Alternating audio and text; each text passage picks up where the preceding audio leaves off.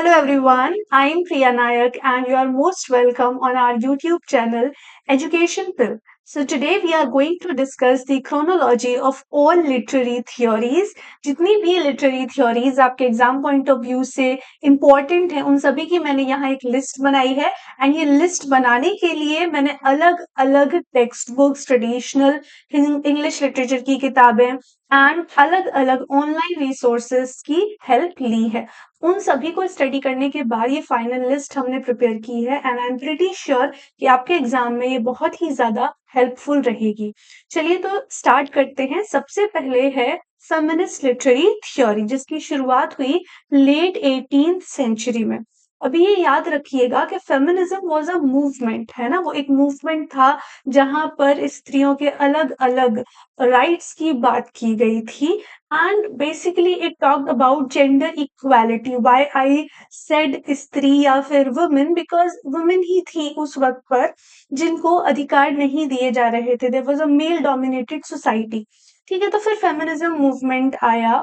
इसके बाद feminist literary theory के रूप में भी ये इमर्ज हुआ जहां पर अलग अलग राइटर्स ने अपने वर्क्स लिखकर अपने शब्दों के माध्यम से ये बताया कि किस तरीके से हमारे समाज में जेंडर इक्वालिटी की नीड है। अगर हम बात करें इसमें मेन राइटर्स की, सो देवर मैरी वोllस्टोनक्राफ्ट। इन्हें माना जाता है वो इंसान जिन्होंने एक तरीके से इसकी नींव रखी, या कह सकते हैं कि इनके work the vindication of the rights of women से शुरुआत हुई। Then we have Virginia Woolf, very famous author known for A Room of One's Own, Simone de Beauvoir, Judith Butler, Sandra Gilbert and Susan Gruber। ठीक है, अब इसमें अलग अलग concepts रहे हैं like gender is a social construct, patriarchy critic, ये बहुत ही कॉमन इसका थीम रहा है। जुडिथ बटलर का जेंडर परफॉर्मिटी, अलग अलग राइटर्स ने अलग अलग वर्क्स लिखे, उसमें अलग अलग थ्योरीज दी। सेकेंड नंबर पर है रियलिज्म एंड नेचुरलिज्म जिसकी शुरुआत हुई मिड 19th सेंचुरी में, then mid to late 19th century. ठीक है, की प्रोपोनेंट्स की बात करें so we have Gustave Flaubert, Emile Zola, Henry James. Next, we have Marxist literary theory, late 19th century to early 20th century। Marxist नाम से पता चल रहा होगा, कार्ल मार्क्स इसमें मेन प्रोपोनेंट थे। इनके अलावा इनके बहुत ही खास मित्र थे, दो तीन बुक्स लिखने में भी इन्होंने हेल्प की और इन्होंने साथ में मिलकर भी किताबें लिखी। Then we have George Lukacs, Kerry Eagleton. Basically इसमें ये बात करते थे कि कैसे जो समाज है वो अलग अलग क्लासेस में बटा हुआ है, अमीर अमीर होते जा रहे हैं, गरीब गरीब होते जा रहे हैं।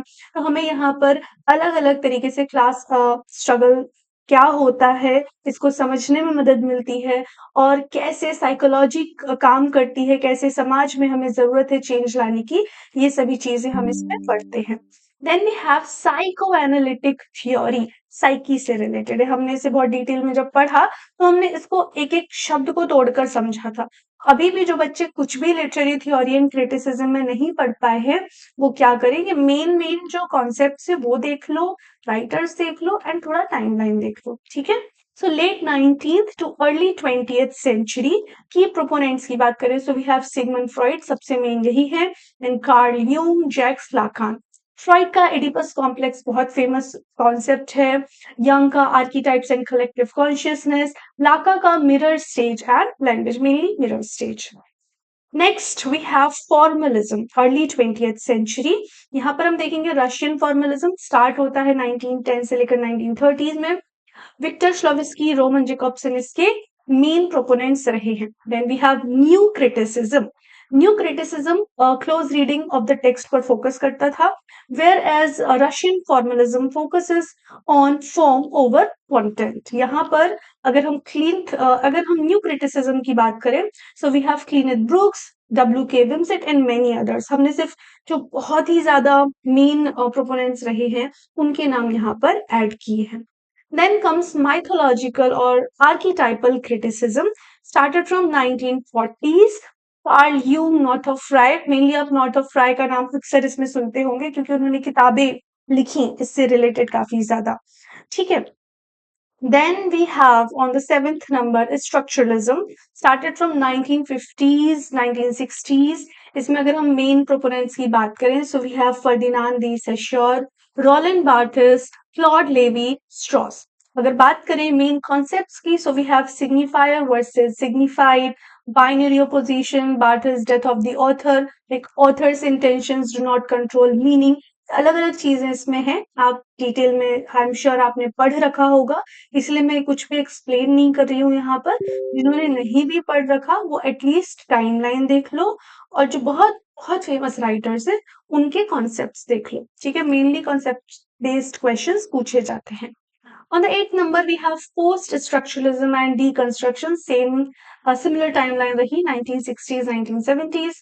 Key proponents Jacques Derrida, Michel Foucault, Roland Barthes. अब बहुत सारे जो राइटर्स हैं वो आपको अलग-अलग थ्योरीज में देखने को मिलेंगे, तो कंफ्यूज मत होना।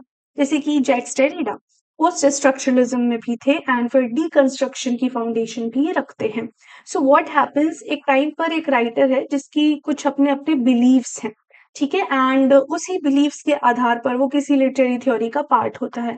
मान लीजिए आगे चलकर उसके विचार बदल जाते हैं and he just goes to some other literary theory, उसके बिलीफ सिस्टम्स बदल जाते हैं, उसके उसके जो जो थ्योरीज में वो मानता है विश्वास बदल जाते हैं। सो इस तरीके से आपको काफी सारे राइटर्स जो हैं वो अलग अलग थ्योरीज में देखने को मिलेंगे। इसे देखकर कंफ्यूज मत होना, जो बहुत मेन राइटर्स रहे हैं एक से दो थ्योरी में ही ज्यादातर आपको देखने को मिलेंगे। Then on the ninth number we have reader response theory 1960s to present. इसमें अगर हम बात करें मेन राइटर्स की, so we have Wolfgang Iser, Stanley Fish, Louise Rosenblatt. Concepts देख लेते हैं। Meaning is constructed by the reader and not the text alone, implied reader and gaps in the text, interpretive communities. ये कुछ main concepts हैं। ये उन बच्चों के लिए लिख दिया है जो बिल्कुल भी नहीं पढ़ पा रहे हैं, वो सिंपली इन्हें जाकर सर्च करें एंड इनकी डेफिनेशन को रीड कर लें, ठीक है। On the 10th number, we have post-colonial theory, 1970s to present. Please इसे जरूर ध्यान से पढ़ना and there are very high chances कि इन राइटर से क्वेश्चन बने। होमी भाभा तो आई वुड से कि जरूर पढ़ के जाना, डिटेल में पढ़ के जाना। अलग अलग टाइम पर इनसे अलग अलग क्वेश्चन हमें देखने को मिलते हैं, हमेशा देखने को मिलते हैं, ठीक है। सो Edward said, Gayatri Chakravorty Spivak, Homi के भाभा, ठीक है। ओरिएंटलिज्म, आई एम श्योर आपने सुना होगा एडवर्ड सेड का जो ये वर्क भी है, कॉन्सेप्ट भी है। सबॉल्टर्न गायत्री चक्रवर्ती स्पिवक से रिलेटेड है, जहां ये बात करती हैं मार्जिनलाइज्ड वॉइसेस के बारे में। हाइब्रिडिटी का कॉन्सेप्ट होमी के भाभा ने दिया है, जरूर इसे पढ़ के जाइएगा, which talks about the cultural blending. On the 11th number, we have New Historicism, 1980s to present. इसके key proponent है Stephen Greenblatt, ठीक है। It views literature as a historical and cultural artifact, focus on power dynamics and ideology in historical contexts. 12th number पर है Eco Criticism, 1980s present. दोनों similar timeline पर ही रहे। Lawrence Buell, Cheryll Glotfelty. मैंने जब पेड बैच के students को पढ़ाया तो बोला था कि इन्हें जरूर पढ़कर जाना, और कई बार जो फाउंडिंग मेंबर्स होते हैं उनसे क्वेश्चंस पूछे जाते हैं, सो दैट इज वाई, ठीक है। या मतलब जो अर्ली राइटर्स रहते हैं किसी भी थ्योरी के, वो इंपॉर्टेंट हो जाते हैं, है ना। Okay, then we have queer theory 1990s to present, ठीक है। इसमें आप जुडिथ बटलर का नाम भी याद रख सकते हो, ईव कोसोफ्स्की सेडविच का नाम भी याद रख सकते हैं, ठीक है। अब बस इतना याद रख लेना कि बहुत ही आगे चलकर ये थ्योरी आई 1990s, तो बहुत ज्यादा पुरानी नहीं है। It talks about the fluidity of gender and sexuality, its critique of heteronormativity and performative nature of gender. जिन बच्चों ने नहीं पढ़ा है, ऐसे अभी बहुत ज्यादा डिटेल में जाकर मत रीड करना, कंफ्यूजन क्रिएट होगा। अगर पढ़ रखा है तो अच्छी बात है, वरना थोड़ा थोड़ा बस रीड कर लो, that's it. Then we have affect theory, बहुत ही रिसेंट है, late 20th century to present. Sara Ahmed, Brian Massumi इसके मेन प्रोपोनेंट्स रहे हैं। It focuses on emotions and their impact on reading. The affect say you understand, affection, emotions. So literature's ability to produce effective यानी कि emotional responses, इसकी ये बात करता है। Then on the last number, on 15th number, we have digital humanities and computational literary analysis 2000 to present. Franco Moretti, Matthew Jokersi इसके कुछ proponents हैं। ये बहुत ही latest है and it talks about the use of technology and data analysis in literary studies. So I hope आपको clear होगा। अगर आपको अभी भी कोई डाउट है तो आप मुझे कमेंट सेक्शन में बता सकते हैं एंड अच्छे से पढ़ लेना। अगर कोई कंफ्यूजन हो तो कमेंट सेक्शन में बता देना। I really hope that this helps and wish you all the very best for your exam.